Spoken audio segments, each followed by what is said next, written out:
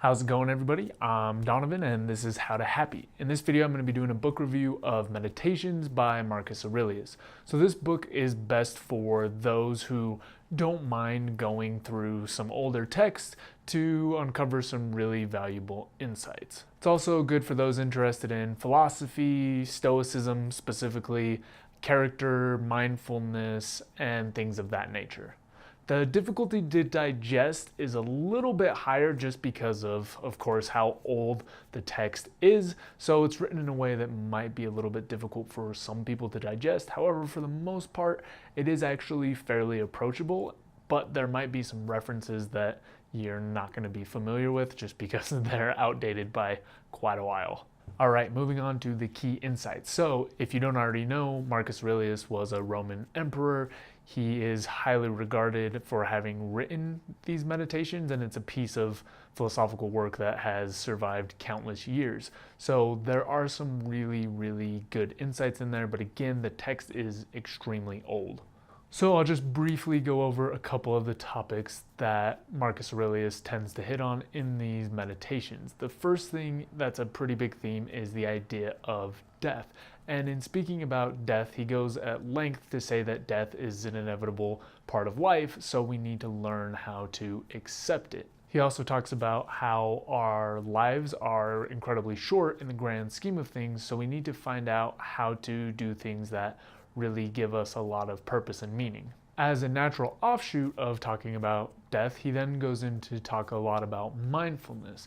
So in essence, what he says is our lives are incredibly short, so we need to, really be in touch with the present moment. He then makes a really interesting point saying whether you live 5 years or 500 years, when you die, you actually lose the same thing, which is the present moment. That's all that we ever have at any time is the present moment. One of the main things he talks about for mindfulness is just paying attention to the things around you and observing how beautiful they are. Even things that don't come off beautifully from, a natural standpoint that you just look at and go, oh, that's beautiful. Even the really more mundane objects can be seen as beautiful if you just take time to look at and appreciate them.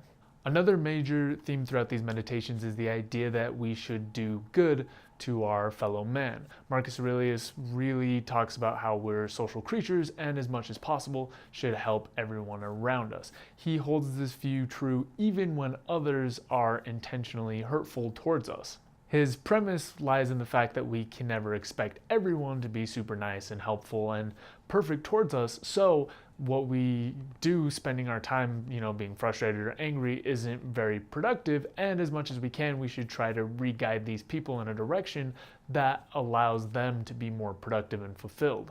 He goes on to mention that he thinks retaliation is against our nature, and it also doesn't do anything to change the initial negative actions because they've already happened. Another main point in this book is that we should build our own internal resilience and harmony.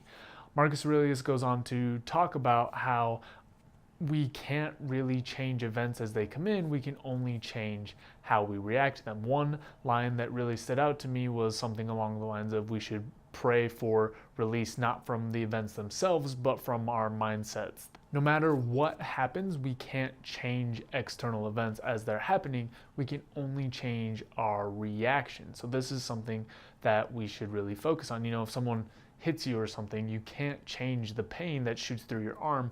All you can change is the way that you interpret it. This aligns really well with more recent notions of really working on your mindset to control your thoughts and your feelings. So all in all, Meditations is a really impactful book with a lot of good philosophical ideas in it that'll help get your mind going and thinking about some of these things.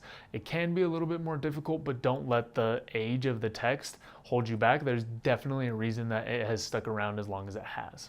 Moving on to the other considerations, there are basically, a bunch of references in the book that are really dated. There's also references to stuff like the older mythological beings, right, which we know for sure aren't true or even close to true anymore. But don't let the language or some of the outdated references dissuade you from reading this book, because there really is a lot of great value to be gotten out of it. A lot of the points that he makes are done through metaphor, which makes it really easy to comprehend because the metaphors are still understandable today. And in addition, a lot of the stuff that's said in this book has been proven out by science nowadays. So a lot of the principles that come out of this are really sound and helpful for creating greater happiness. Let's move on to the applicable content section. 1. Mindfulness and gratitude are huge themes throughout these meditations. Grab the closest object you can find. What beauty can you find in it? 2. Helping your fellow human, even in the face of adversity, is talked about at length here. This can be extremely difficult, but ultimately rewarding when it works out. Think of someone who has offended you recently. Is there anything you can do to help them become a better person? 3. Having an internal place of harmony is pivotal in weathering the events in our lives. Think of something bothering you right now. Can you change the event or yourself to improve the outcome? If not, what do you gain by worrying about it?